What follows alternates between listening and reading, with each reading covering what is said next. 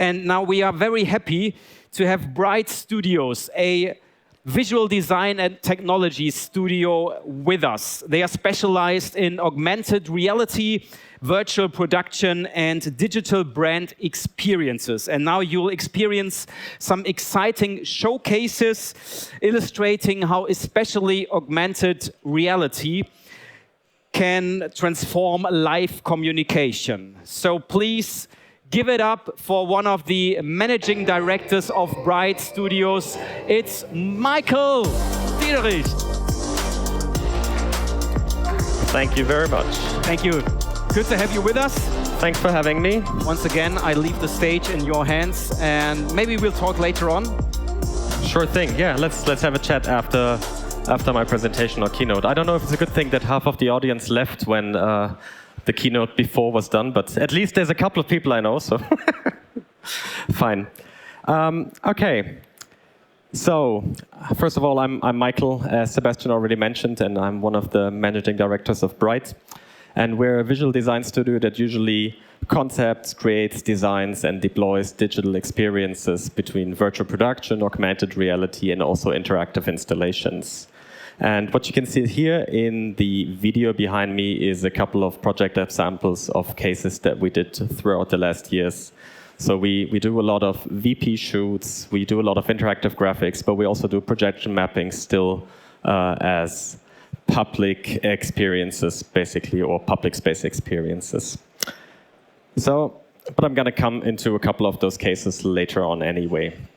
Today, I would like to talk about augmented reality and interactive media or interactive installations and what possibility they have for live communication purposes. And I'm going to do that by just showing you a couple of examples of projects and walk you through what the challenge was, how we deployed the solution, and how in the end we designed the project. But let's maybe start off with a simple topic, and that would be, what is actually augmented reality? So I don't know if that term is 100% clear to everybody. I mean, by now, I guess with IKEA and other brands having AR-based phone configuration tools, everybody has touched it. But there is still a couple of technical fundamental things that need to be understood. And there's also different types of AR that we usually deploy. So it might make sense if we just have a quick walk through it. So how does it basically work? It's pretty simple. What you see here is actually a mini mock-up of a virtual production stage. And one layer of that is augmented reality. That's the foreground layer. And to actually achieve AR, you need to know where your camera is and what the lens data of that camera is.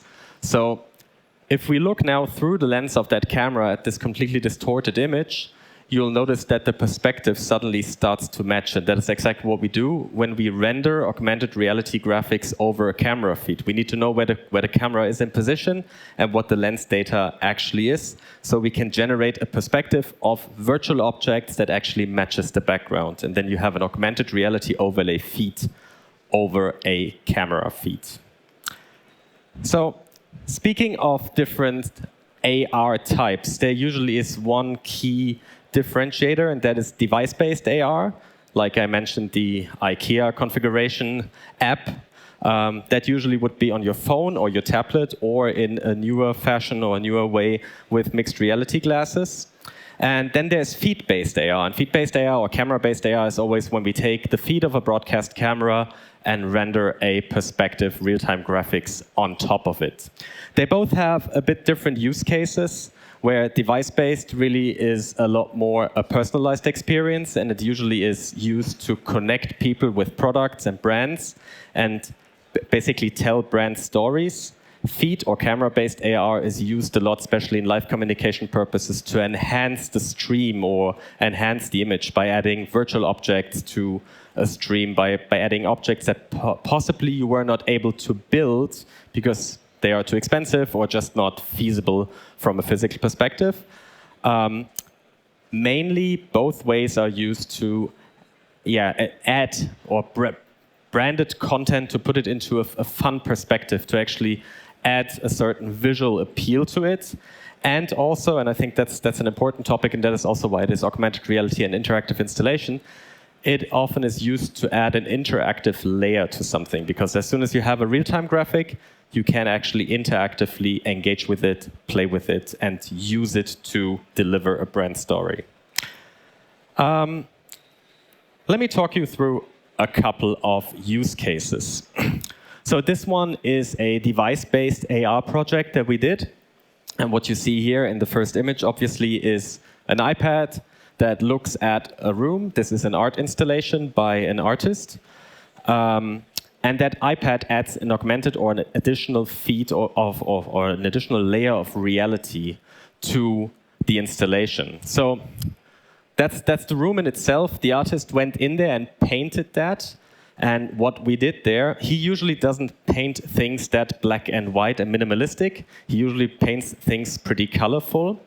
So we went on, 3D scanned the room after he has done his basic initial painting of that art gallery, and then built what he would normally do with colors in physical reality in a virtual environment.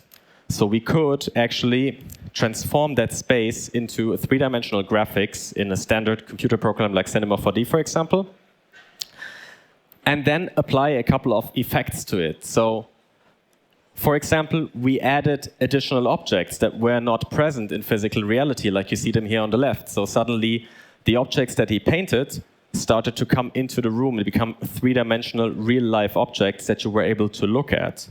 Or we added other colors that he would paint in, and you were able to actually explore, basically like when you take a flashlight and look at a painting in the dark, to explore what his mind or his thought process for that work in the end would be by looking through the lens of a tablet. And what that led to was different effects distributed through the room. Now here you see the plain 3D scan, where, for example, we would color the thing and add it as an overlay to the physical reality, but as shown before, add other three-dimensional objects.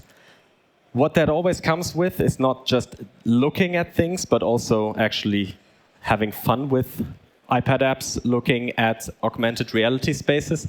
Here, for example, we created this, I would just call it Instagrammable spot, where you were able to stand inside a three-dimensional perspective, take a shot of yourself or have somebody else take a shot of you, and then send that to your socials or to your email account, so you could also take something along from that augmented reality installation. And how that actually looks in a moving image, you can check out here. So as you see, people were looking at that space and got an additional feed of reality through the iPad to actually complement the actual physical installation. With sculptures, like that artist normally would not have actually produced them, but also with simple graphical overlays. But I guess the example is understood, and I would move on to the next. So that was device-based AR as one of the many examples that we produce, but it's a pretty commonly used augmented reality type, and it actually is a good thing for brands because it gives you the possibility to actually engage with branded content as a personal experience and not just look at a produced camera feed. Feed-based AR or camera-based AR is the next topic. So here we have a standard broadcast camera looking at a set. And what you can see here is a couple of elements that are actually hanging under the ceiling, which are virtual. So they are non-existent, but still they are rendered into perspective as the camera moves. So you're able to add things to your stage geometry without even building them. So that's a more visual approach in space. But of course, you can also use AR to drive interactive presentations or to drive presentations at all and put objects close to people. And that is, I think, what all of you know from classical weather channel or newsfeed applications. Also, the Bundesliga by now has things like that a lot, where you just place virtual objects in 3D space to add an additional layer of information or infotainment. What you can also do, especially looking at live communication and how you can visualize products, you can bring products into the third dimension. And in this example, we displayed this motorcycle on the LED screen behind us as a three-dimensional graphic, just rendered to the actual LED. And then at a certain cue point, we were basically pulling it out of the physical reality or screen space reality of the LED wall into 3D space, being rendered in front of the presenter, and also give him the possibility, and that is what you see here in this example, to interact with it. So he has a three-dimensional pointer and can actually point at certain objects of that product and highlight them. So it's a good thing, and we do that a lot for brands when they want to explain products, because you have a three-dimensional approach and you can super scale things, look into details, but also give the presenter a layer of interactivity with the product. If you take that one step further, what you can also do, you can not only point and click or queue-based create or generate interactions, you can also give people direct access to controlling virtual objects with a physical representation of the AR object.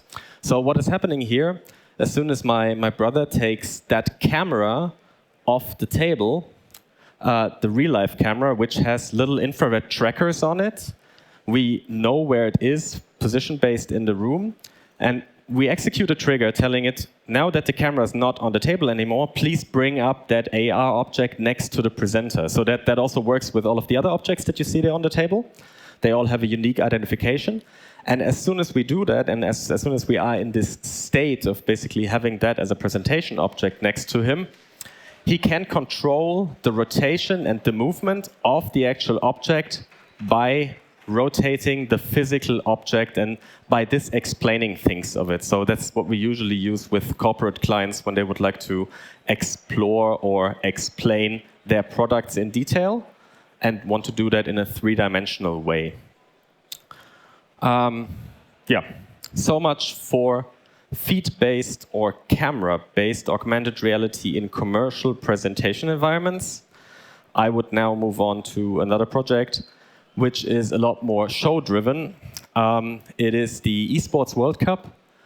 That is the biggest esports and gaming festival in the world, where you have 8 weeks of broadcast. It's around 25 games, and they all are played in a dedicated, designed stage environment.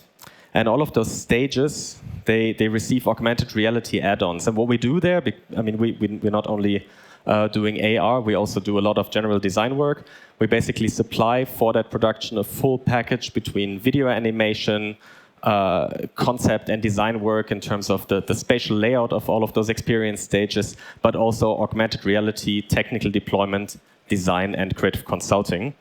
And overall, it's 25 tracked augmented reality cameras at the same time, rendered on 35 Unreal Engine machines. So there's a couple more for backup scenarios.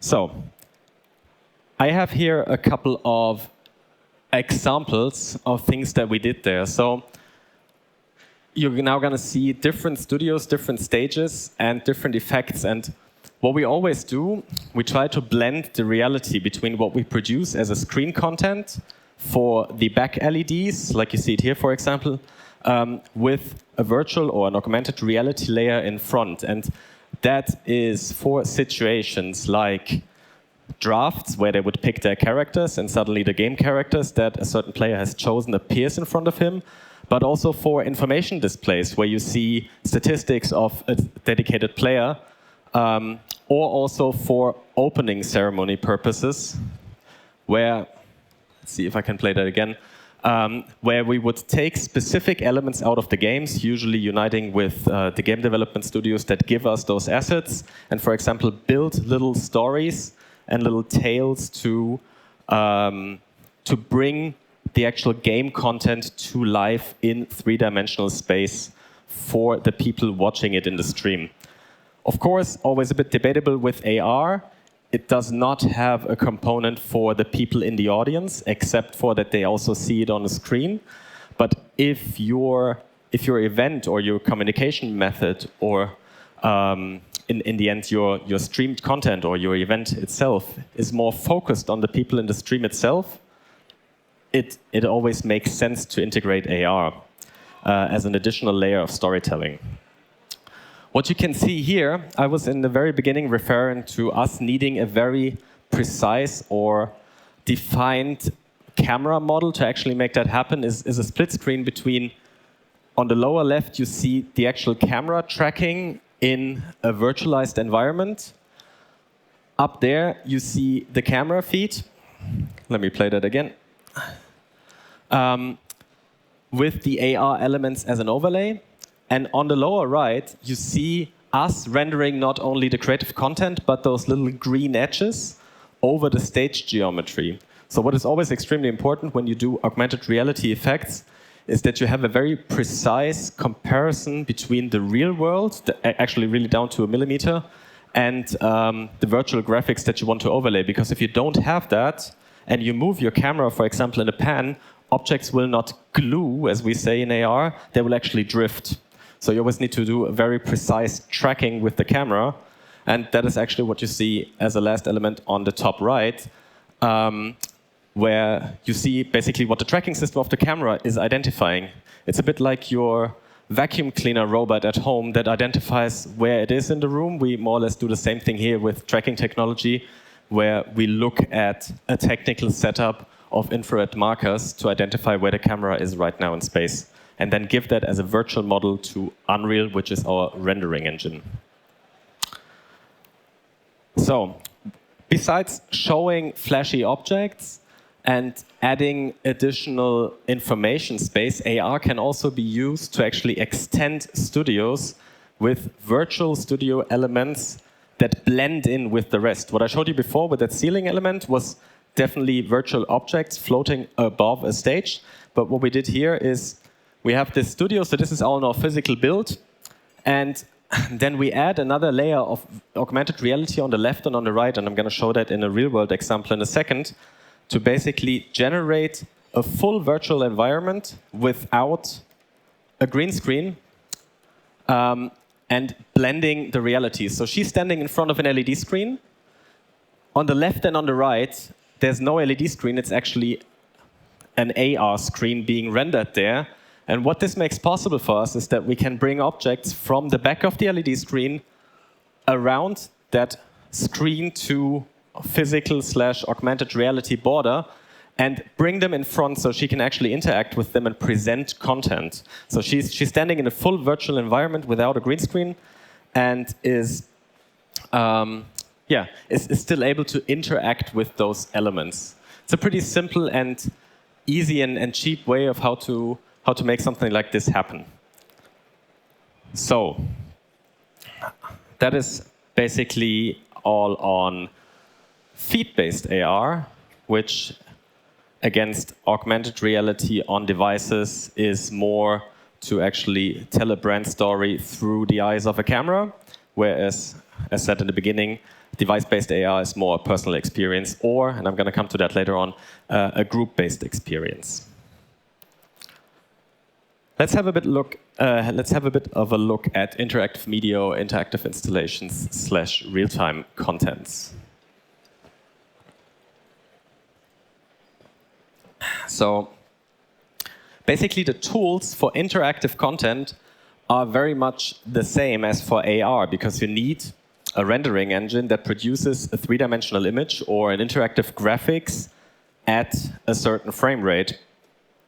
And to actually interact with that, you need to make sure that you capture the movement or the presence or the gestures of a person in three-dimensional space. And this here is, for example, a project that we deployed for Kia, where we looked at the space in front of that LED totem and identified where people were moving, how they were moving, like which pace, for example, they had, but also which body pose would they have. So somebody that was making a wide pose gesture would influence the particle system in a different way than somebody who was very slim and narrow, or that had his arms attached to the body very close. So we are always trying to identify where people are, what they are doing, how they are behaving, how their body parts are moving, and then try to build a connection between their movement patterns, and the interactive graphics.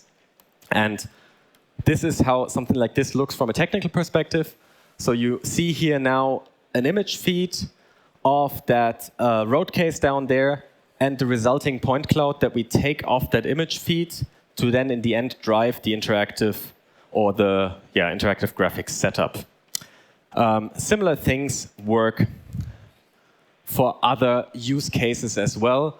So here, for example, instead of having an interactive graphics, which was a pretty abstract particle system, it is a use case where we translated different aspects and different, in the end, configuration possibilities of an EV, an electronic vehicle by Kia, into interactive graphics on a floor. And you were able to walk over that floor and attach yourself with different attributes of that car and then walk around that digital landscape to interact also with the other people that had other car attributes. So it's, as usual, it's about telling a product or a brand story with interactive graphics. But there's other possibilities for interactive installations that don't always have to involve pixels or LED walls. So this, for example, is a more arts-inspired installation that we did, where you were walking around a room full of Astera lighting fixtures, and you were basically walking with a person tracking system. In this case, it was a Timex system. I think you heard that in the keynote before, around the room. So we would always know where your position is. And you would walk up to that emotion login station that you saw in the very beginning, that screen with all of those techie, nerdy graphs. And we would snap an image of you, of your face, and out of that face snap, read your emotional expression, generate an emotion profile for you where we say you're happy, you're sad, you're angry, whatever. Attach that to your tracker, and then you were able to walk around that space and drive a spatial audio installation that would follow your position, but also interact with the actual lighting, lighting surroundings. So everybody was basically carrying his own sphere of emotions that was translated into lighting and into audio effects around. And if there was more people in the room, they would interact with each other. So two people standing next to each other that were super happy would have a different effect on the room than two people standing next to each other, one being happy, one being sad. So also an interactive installation, but nothing to do with pixels or particle systems like you see it a lot. All right, so now we looked at AR, we looked at a couple of interactive graphics examples. What actually happens when you bring those things together? And I actually don't have a case study of this project by now, so I'm going to talk you through with a couple of concept renderings. This is a mixed reality experience that we just deployed for Red Bull in their new ice stadium in Munich. And it works as following. There is people down on the ice hockey field that are wearing mixed reality headsets, where they basically also get an augmented reality overlay feed and see a virtual or additional reality. And then there is all of the other people in the stadium. The people in the stadium get a game in the stadium app where they can play against the people down on the field who see a connected content through a mixed reality headset. So it would first start off by people out in the audience configuring objects for them. So they could add a bit of customization, colors, different objects, put their initials in there. And then they were able to send that configured object into this, it's a pachinko board, into this game up there being displayed on the video cube. And basically the little balls and objects, they fall down. And all of the objects that make it down then actually fall onto the field, where they are displayed in a floor projection, so the people in the audience would see it. But for the people wearing the mixed reality headsets, they are also displayed in the glasses. So you see here, for example, this cube. The people down on the pitch would see them through the MR headset. For people out in the audience, it would be that object on the floor. So you have a constant moving pattern of elements, and in the end, it's a game that is very much connected with the brand of Red Bull, where the audience plays against people on the field, and they would fight over, and this then comes down to connection to brand story, they would fight over coupons and coupon codes in the stadium app. So if the audience wins, all of them, I don't know, get a free beer. If the people down at the pitch win, they get 5 free entry tickets for the next 2 games. And they use that in all of the breaks of their ice hockey games, basically as a 5 to 10 minute interaction with the audience. And that is my last example. And in the end, I hope I was able to give you a short insight on augmented reality and interactive media or interactive graphics for live communication purposes. Overall, we believe, or very strongly believe, that those tools are a pretty innovative storytelling possibility to elevate brand stories or brand messages. And I think that's a pretty important topic also looking into the future to drive audience engagement, because brand communication for a pretty long time always used to be a front-facing thing, and I think the technology evolution of the last years has brought more and more interaction between the actual brand audience and the brands themselves, and I think both of those tools or those communication possibilities are a pretty good way to make that work. Create memorable and shareable experiences, because that is in the end what it comes down to, generating content that is usable for social media to drive brand awareness and adoption.